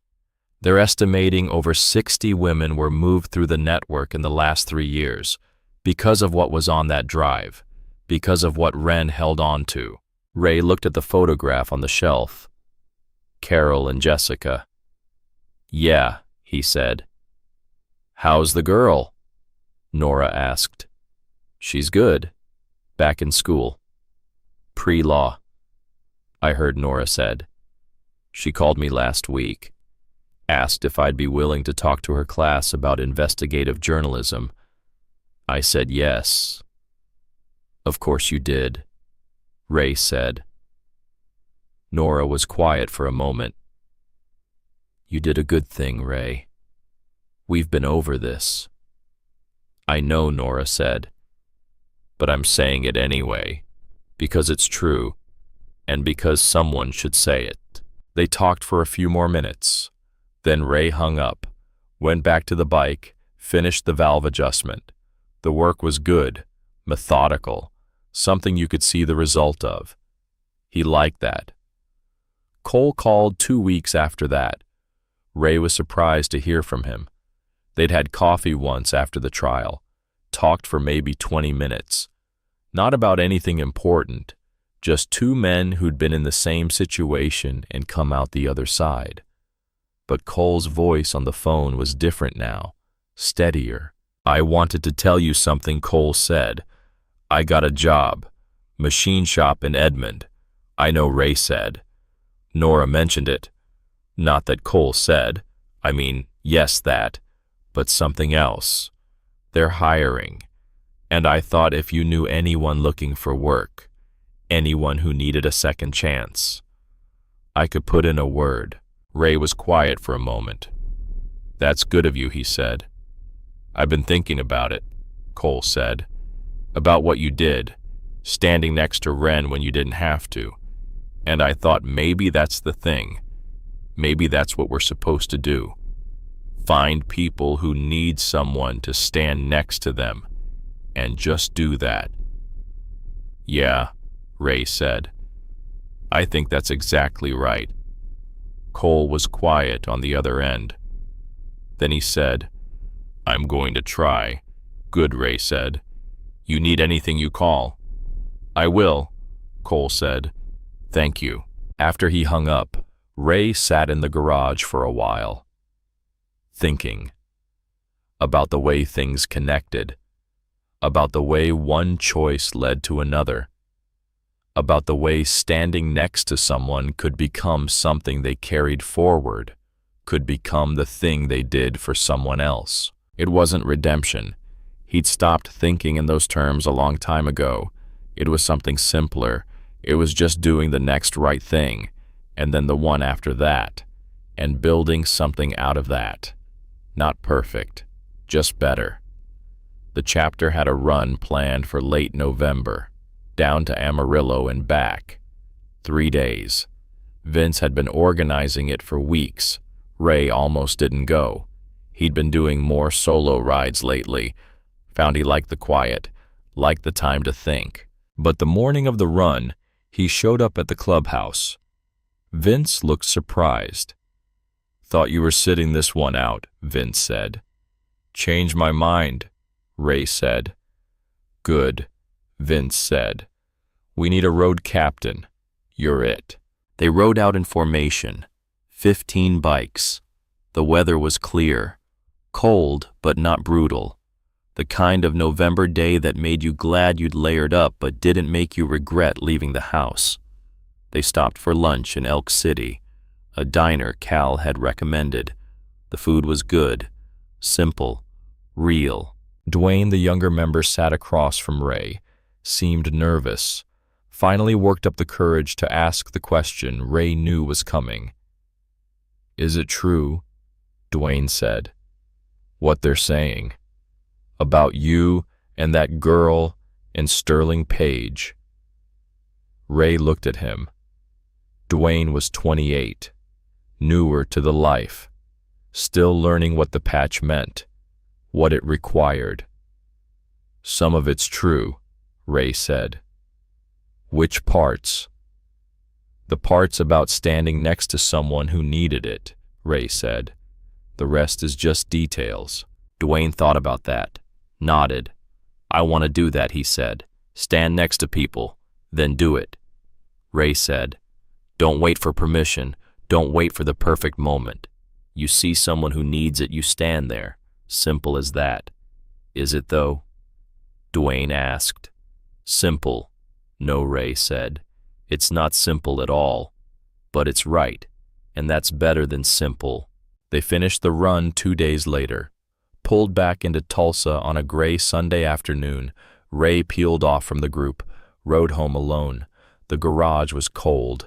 He started a space heater, made coffee, stood there drinking it while the Softail ticked and cooled. His phone buzzed. Text from Ren. Just checking in. Hope you're good. Ray smiled. Typed back. I'm good. How's school? Hard, she replied. But good hard. The kind that matters. Proud of you, he sent. Thank you, she wrote back. For everything. Not just the big stuff. The standing there part. That's what I needed most. Ray looked at the message for a long moment. Then he typed, You're going to be great at this. At what she asked. Standing next to people who need it. That's what prosecutors do. The good ones anyway. 3 dots appeared. Disappeared. Appeared again. Then her reply came through. I learned from the best. He didn't know what to say to that, so he just sent back a simple thumbs up. Sometimes that was enough. Christmas came. Ray spent it alone. Not lonely, just alone. There was a difference. He made a small dinner, listened to the radio, thought about calling someone but didn't. The quiet was good. He'd learned to sit with it, to not fill every silence with noise or motion or distraction. On New Year's Eve, he rode out to the cemetery. Midnight, cold and clear. The stars were out, bright enough to cast shadows. He stood at the 2 stones. Didn't bring flowers this time, just himself. I met someone this year, he said to Carol. Well, you know that already. I told you last time, but I wanted to tell you she's doing good. Really good. And I think she's going to help a lot of people. The way you helped people, the way Jessica would have. He was quiet for a moment. The wind moved through the trees.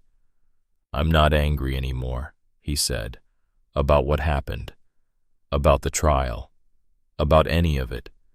I'm not saying I've forgotten. I haven't. But I'm not carrying it the same way. It doesn't have the same weight. He looked up at the stars. I think you'd be okay with that, he said. I think you'd tell me it was about time. And you'd be right. He smiled. You usually were. He stayed for a few more minutes. Then he rode home. The new year stretched out ahead, unknown, full of possibility. He didn't know what it would bring, didn't need to. He'd learned that too. You just took the next mile, and then the one after that, and you paid attention, and you stopped when someone needed you to stop. That was enough. That was everything. Ren called in March. Ray was working on a carburetor rebuild. Tedious work. The kind that required patience and clean hands and a willingness to do things in the right order. He wiped his hands again, answered the phone. Hey, she said. Her voice sounded good, strong. Hey yourself, Ray said. How's the semester? Almost over, she said.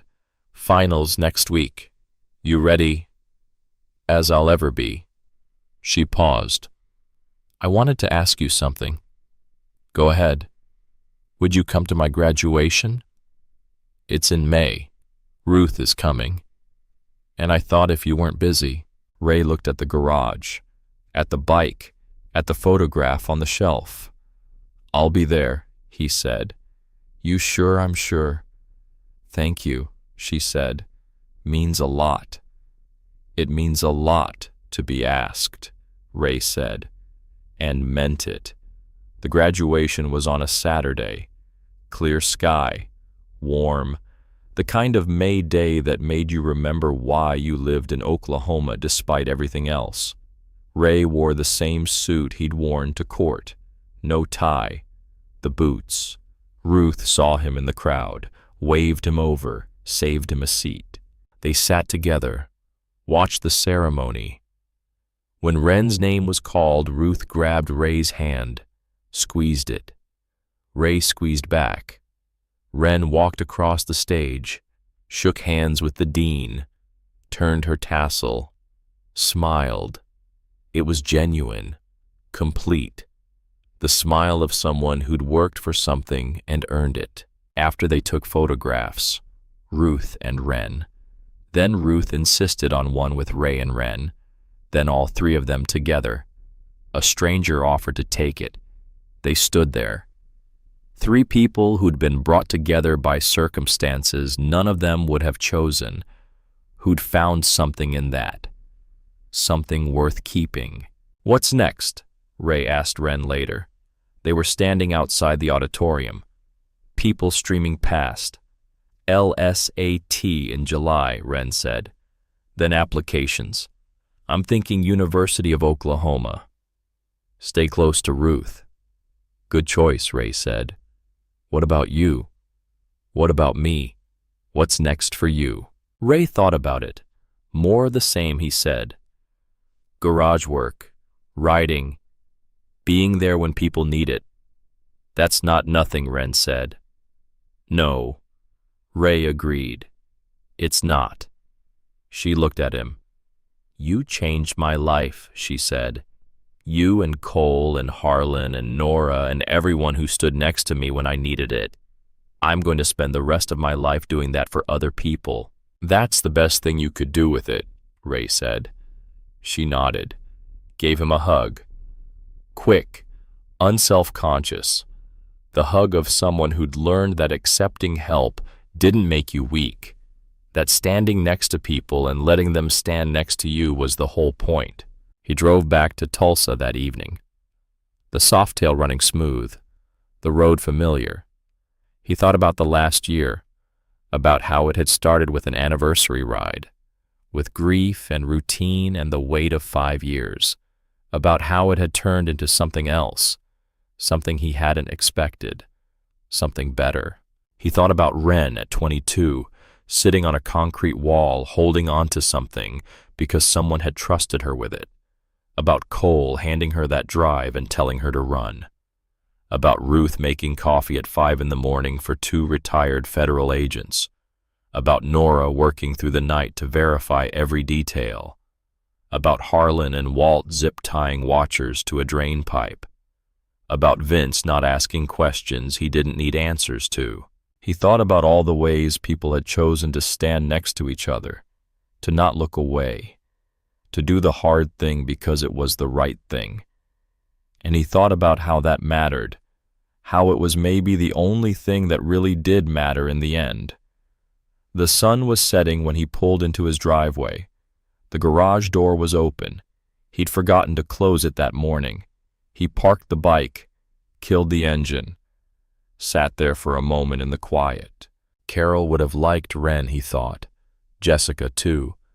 They would have seen in her what he'd seen, that quiet strength, that refusal to quit, that willingness to honor a trust even when it cost her everything. He went inside, made coffee, stood at the window looking out at the field behind the garage. The wildflowers were starting to come up, Carol's favorites. They'd be in full bloom by June. He'd pick some, take them to the cemetery, not because it was the anniversary, just because he wanted to, because that was how he thought about it now, not as obligation, as choice. His phone buzzed. Text from Cole. How was the graduation? Good, Ray replied. Really good. Glad to hear it. Cole sent back. Hey, I wanted to tell you, remember I mentioned the machine shop was hiring? Yeah. Well, we brought on a guy last week. Older. Down on his luck. Needed a second chance. I thought about what you said, about standing next to people. So I stood next to him. Ray smiled. Typed back, how's he doing? Good, Cole replied. First week is always rough, but he's showing up, working hard. I think he's going to make it. I think so too, Ray sent, because he's got someone standing next to him. 3 dots. Then keep passing it on, brother. That's the whole game. Keep passing it on. Ray set the phone down, finished his coffee. The evening was settling in. Quiet, peaceful, the kind of quiet he'd learned to sit with, to appreciate, the kind that felt full instead of empty. He thought about the year ahead, about the rides he'd take, the work he'd do, the people he'd meet, about standing next to them when they needed it, about letting them stand next to him when he needed it. Because that was the thing he'd learned. It went both ways. You couldn't just give. You had to receive too. Had to let people in. Had to trust that they'd be there. He'd spent 5 years not trusting that. 5 years keeping everyone at a distance. 5 years riding alone. And then a girl had knocked on his motel room door at 2:17 in the morning, and everything had changed. Not all at once. Not dramatically. Just slowly. One choice at a time. One moment of standing there when it would have been easier to walk away. One moment of letting someone stand next to him when he'd gotten used to doing everything alone. And now here he was, connected again, part of something. Not the same as what he'd had with Carol and Jessica. Nothing would ever be that again, but something real, something that mattered. He looked at the photograph on the shelf. "I'm okay," he said quietly, to both of them. "I'm really okay. And I think you'd be proud of that. I think you'd tell me it took me long enough." He smiled. "You'd be right about that too." The phone rang. He looked at it. "Vince," he answered. "Yeah," Ray Vince said. "Got a situation. Young guy, new to town. Bike broke down on 66. He's stuck. Doesn't have money for a tow. Doesn't know anyone. I thought maybe." "I'll go," Ray said. "Where is he?" "Mile marker 187, near Sepulpa." "I'm on my way," Ray said. He hung up, put on his jacket, grabbed his toolbox from the garage, threw it in the truck, started the engine, pulled out of the driveway. The evening was clear.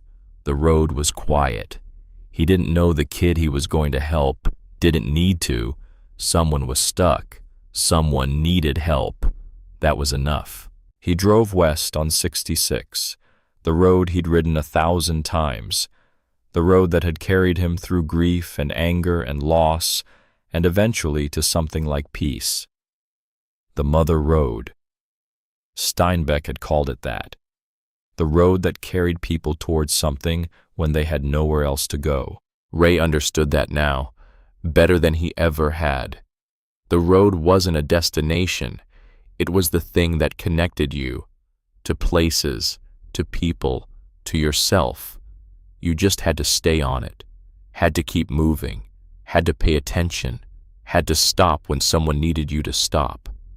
He saw the bike on the shoulder, a kid maybe 25 sitting on the guardrail, looking defeated. Ray pulled over, got out, walked toward him. The kid looked up, wary, not sure what to expect. Ray extended his hand.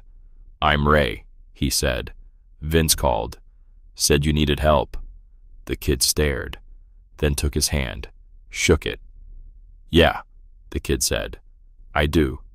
Bike just died. I don't know what's wrong. I don't have money for—" "Don't worry about that," Ray said.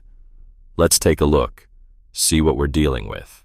He opened the toolbox, started checking the obvious things. The kid stood beside him, watching, quiet. After a minute, Ray found it. Loose connection on the battery terminal. Simple fix. 2 minutes with a wrench. He tightened it down, hit the ignition. The bike turned over, caught, ran smooth. "There you go," Ray said. The kid looked stunned. "That's it. That's it. How much do I owe you?" "Nothing," Ray said. "Just pay it forward. When you see someone stuck, you stop. You help. That's how it works." The kid looked at him. "Really? Really?" Ray said. The kid shook his hand again. "Thank you." "You're welcome. Drive safe." The kid got on his bike, pulled back onto the road, gave a wave, disappeared into the evening. Ray stood there for a moment, the road stretching out in both directions, empty except for him. He loaded the toolbox back into the truck, started the engine, headed home. The road was the same, but he was different, and that made all the difference. There are things I know now that I didn't know a year ago. I know that courage doesn't always look the way you expect it to. Sometimes it's 22 years old and carrying something heavy in a backpack and eating gas station crackers in a parking lot and refusing to put the weight down. I know that standing next to someone is not a small thing. It feels small. It feels like the least you can do. But to the person you're standing next to, it can be everything. I know that the world will try to make certain people believe they take up too much space, that they are too much, that they are inconvenient, that they should make themselves smaller, quieter, easier to overlook. And I know that the most important thing you can do for a person like that is refuse to look away. Just refuse. Carol used to say, and she was right about most things, so I've learned to listen to what I remember she used to say, that love was mostly just a decision to keep paying attention, to not let yourself stop seeing someone. Even when it was hard, even when it cost you something. I wasn't paying enough attention for a long time. I'm paying attention now. Ren called me last month. She got into law school, University of Oklahoma, full scholarship. She says she wants to be a prosecutor, the kind that takes the cases other people don't want to touch. I told her the world needs more people like that. She said, "You sound like my grandmother." I said, "Your grandmother is the smartest person in any room she's ever been in." She laughed. First time I'd heard her laugh was almost a year ago, still a good sound. Cole Pritchard is still at the machine shop in Edmond. He's training new hires now, guys who need second chances. He calls sometimes, just to check in, to tell me about whoever he's standing next to this week. It's good work he's doing, important work. Sterling Page is in federal prison, 28 years. He'll be 89 when he gets out. If he gets out. 19 women were removed from that warehouse, connected with services, given a chance to rebuild. That's the number I come back to. Not Page, not the courtroom, not my name in the paper. 19 people who were in a room with no windows, who are somewhere else now, somewhere better. That's the number that matters. I still ride. Route 66, the Mother Road. I understand it better now. It's not about the destination. It never was. It's about the people you meet along the way, the ones who need you to stop, the ones who stand next to you when you need it. That's what the road is for. That's what all of it is for. I'm 64 years old. I have a bad left knee and a shoulder that forecasts rain. I have a 1987 Harley-Davidson Softail that I built with my own hands. And I have learned late, maybe, but I have learned that the road is not something you get to the end of. You just keep going. You pay attention. You stop when someone needs you to stop. And you don't walk away. That's all any of us can do. And maybe if we're lucky, if we're paying attention, if we're willing to stand next to people who need it, maybe that's enough. Maybe that's everything. The road goes on, and I'm still riding.